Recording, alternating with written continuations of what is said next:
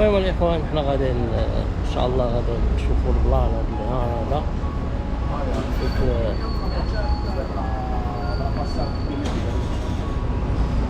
نشوف فعلا هادي واش كدير هاد الكاميرا اش كيدير هذا دابا شي واحد أمريكاني راه غتطلق انا. Okay, here we go. A lot of people ask me always about America because I have born when I was a child. This is how my brother and sister come from the United States. They ask me every time why you cannot join them. So do you advise people to go there to work, or and how they can do that? It's a great question. I'm sure it's actually quite difficult to get a job in America if it's anything like the process here to get a green card to work. I actually don't really know the process to get a green card in America. But if you're able to find a way to get a work visa, I definitely suggest it. There's a lot of opportunity in America. It just depends on where you want to go and what you want to do. Yeah, the market right now is a little slow. There's a little bit of a recession right now in America, so there's not a lot of jobs. It's awful. So good. It's awful. We can continue. Okay. But yeah, so the green card process would be difficult, I think. But you never know. You can try, see what to do. It's the lottery you're talking about? I think so. I've never had to get a work permit in America, so I really don't know how it works, to be honest. I really don't. The green card is about maybe if you come to the United States by marriage or by visa K1. K1 is fiancé, say. The third thing is about the lottery. I told the lottery already. Or you come by almost people, or maybe you come by marriage or visa K1, fiancé, or the lottery. But the fourth one is really difficult. It's visa. Somebody invite you for work, and that's gonna be really so much hard because you have to be able to do some high skills work. It's that an American cannot really find somebody like you in the United States. Right. Yeah.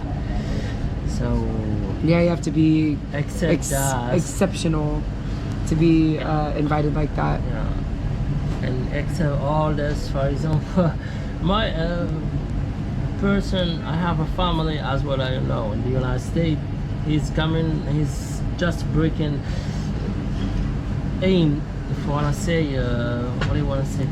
He's passing by front line illegally, and that happened a long time ago. By in the 80s, I think so.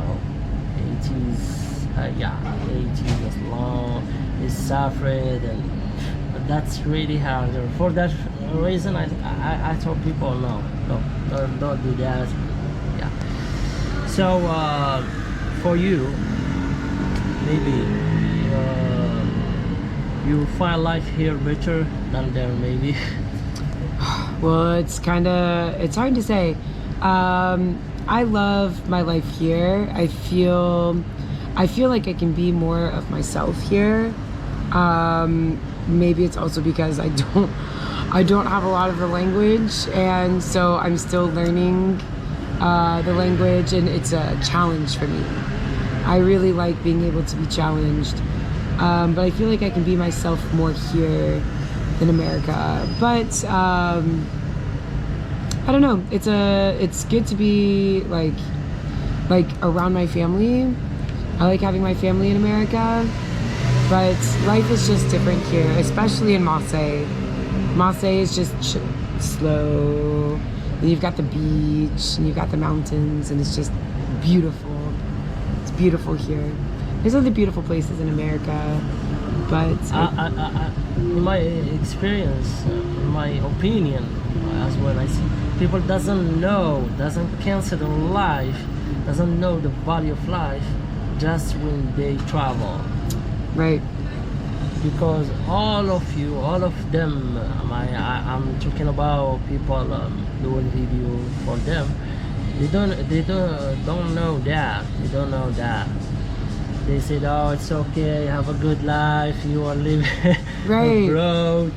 They take a look to my Instagram. They found a lot of pictures, and I don't know, in Switzerland or whatever, what I am. But the 10 miles on my year Yeah, right. really hard for me.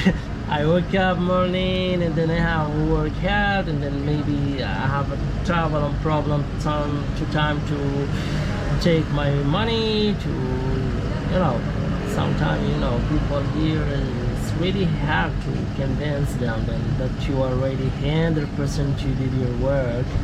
Right. Well, yeah, and that's kind of the way life goes, right?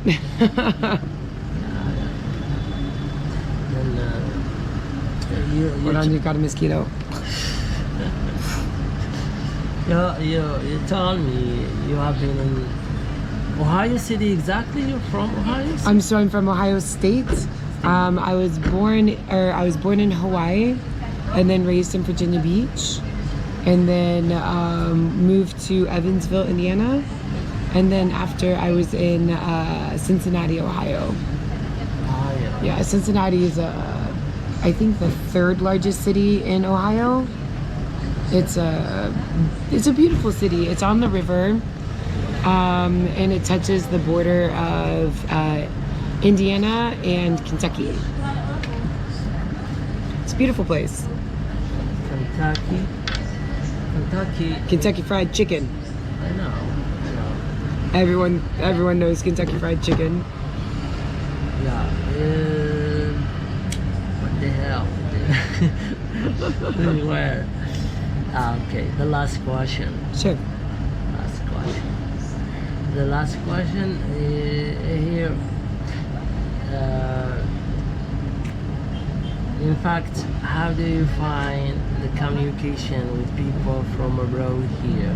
I'm not talking about, here a lot of people also African, Muslim, then especially Marseille. You've got everything here. This is the diversity of Marseille. That's true. Yeah, it's very diverse here. And for me, like, to communicate well within Marseille in France, it's different because I don't speak French very well, but as I've lived here and I've learned, I've been speaking really well. And I love being able to know different people's stories and histories and backgrounds. So the more I learn the language, the more interesting it's become, because I just love talking to people. So you seem it's okay, no racism, no racism, nothing. Well, for me, and I actually, that's a really Okay, we can continue. Okay, so tell me what happened. What do you think about racism here in Marseille? Do you have experience? Well, so for me personally, like I mentioned off camera, was that I think that for me, racism is, I don't experience a lot of racism because I'm a white female, a cis white female. And I don't really experience that. However, I have heard and I have seen racism here in Marseille. And it seems that it's very like subtle. Like I haven't experienced or seen anything extreme, but I have seen and witnessed or heard of racism here. But for me personally, I haven't experienced it. that's good. The thing I want to say to you, your name, My name is Jen. Jen. Yep, Jen Effinger. Jen, that was very kind of you to share your information and your life with us today. And why not maybe next time see you again? Absolutely. So you said you have your activities, your own sport, Yeah. skates. Yeah, so I play the sport roller derby.